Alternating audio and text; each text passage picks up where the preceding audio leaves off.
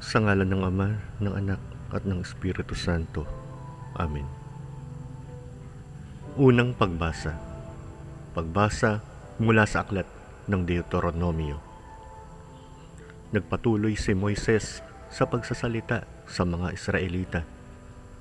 Ang sabi niya, "Ako'y 120 taon na ngayon at hindi na ako makagawa tulad ng dati." Bukod dito, sinabi sa akin ng Panginoon na hindi ninyo ako makakasama sa ibayo ng Jordan.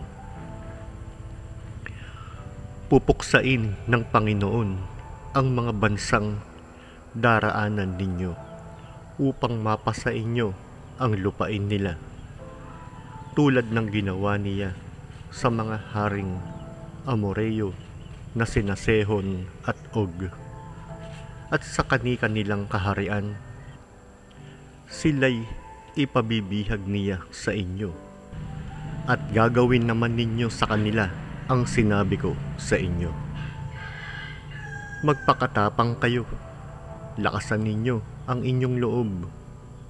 Huwag kayong matakot sa kanila, pagkat sasamahan kayo ng Panginoon. Hindi niya kayo pababayaan.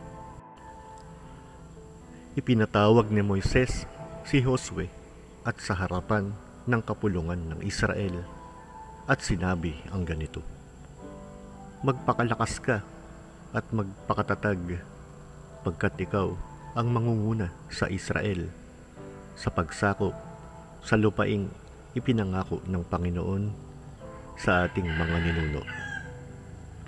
Ang Panginoon ang mangunguna sa iyo. Sasamahan ka niya. Hindi ka niya pababayaan. Kaya't huwag kang matatakot ni panghihinaan ng loob." Ang salita ng Diyos. Salamat sa Diyos. Salmong tugunan. Ang itutugon po natin, "Bayang hirang ng poong Diyos ay laan sa kanyang lubos. Ang ngalan ng poon ay aking pupurihin, at ang iyong itutugon. Dakila ang Diyos namin. Siya ang bato, mandilikha. Walang kapintasan ang lahat niyang gawa." Bayang hirang ng poong Diyos ay laan sa kanyang lubos. Alalahanin ninyo ang mga nakaraang araw, ang panahon ng inyong mga ninuno. Itanong nyo sa inyong ama at ilalahad sa inyo, gayon din sa matatanda at kanilang isasaysay. Bayang hirang ng poong Diyos ay laan sa kanyang lubos. Nang hatiin ng Diyos itong sangkalupaan at pagbubukod-bukurin ang mga bayan, at nang itakda niya ang mga hangganan, nasa isip na niya ang Israel na kanyang bayan. Bayang hirang ng Diyos ay laan sa kanyang lubos. Pagkat ito ang bayan sa kanyang hinirang, si Jacob na itinanging maging kanya lamang. Tanging ang poon ang pumatnubay, at walang ibang Diyos na sa kanila'y umakay. Bayang hirang ng poong Diyos ay laan sa kanyang lubos. Alleluia, alleluia. Sabi ni Jesus na mahal, "Dalhin niyo ang aking pasan, kaamuan ko'y tularan." Alleluia, alleluia. Ang mabuting balita ng Panginoon ayon kay San Mateo. Nang mga sandaling iyon, lumapit kay Jesus ang mga alagad at nagtanong, "Sino po ang pinakadakila sa kaharian ng langit?" Tinawag ni Jesus ang isang bata. Pinatayo sa harapan nila at sinabi, "Tandaan ninyo ito, kapag hindi kayo nagbago at tumulad sa mga bata, hinding-hindi kayo mabibilang sa mga pinaghaharian ng Diyos.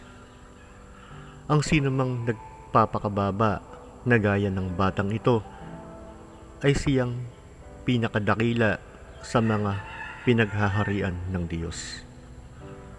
Ang sinumang tumanggap sa isang batang ganito dahil sa akin, ay ako ang tinatanggap. Ingatan ninyo na huwag hamakin ang isa sa maliliit na ito. Sinasabi ko sa inyo sa langit, ang kanilang mga anghel ay laging nasa harapan ng aking Ama. Ano sa akala ninyo ang gagawin ng isang taong may 100 tupa kung maligaw ang isa sa mga iyon? Hindi kaya niya iiwan ang 99 na nanginginain sa kaburulan upang hanapin ang naligaw? Sinasabi ko sa inyo, kapag nasumpungan niya ito, higit niyang ikinagagalak ang isang ito kaysa 99 na hindi naligaw. Gayon din naman, hindi kalooban ng inyong amang nasa langit na mapahamak ang isa sa maliliit na ito. Ang mabuting balita ng Panginoon. Pinupuri ka namin, Panginoong Hesukristo. Sa ngalan ng Ama, ng Anak at ng Espiritu Santo. Amen. Ama namin, sumasalangit ka. Sambahin ang ngalan mo. Mapasa amin ang kaharian mo. Sundin ang loob mo dito sa lupa para ng sa langit. Bigyan po kami ngayon ng aming kakanin sa araw-araw at patawarin mo kami sa aming mga sala para ng pagkapatawad namin sa nagkakasala sa amin. At huwag mo kaming ipahintulot sa tukso at iadya mo kami sa lahat ng masama. Amen. Sa ngalan ng Ama, ng Anak at ng Espiritu Santo. Amen.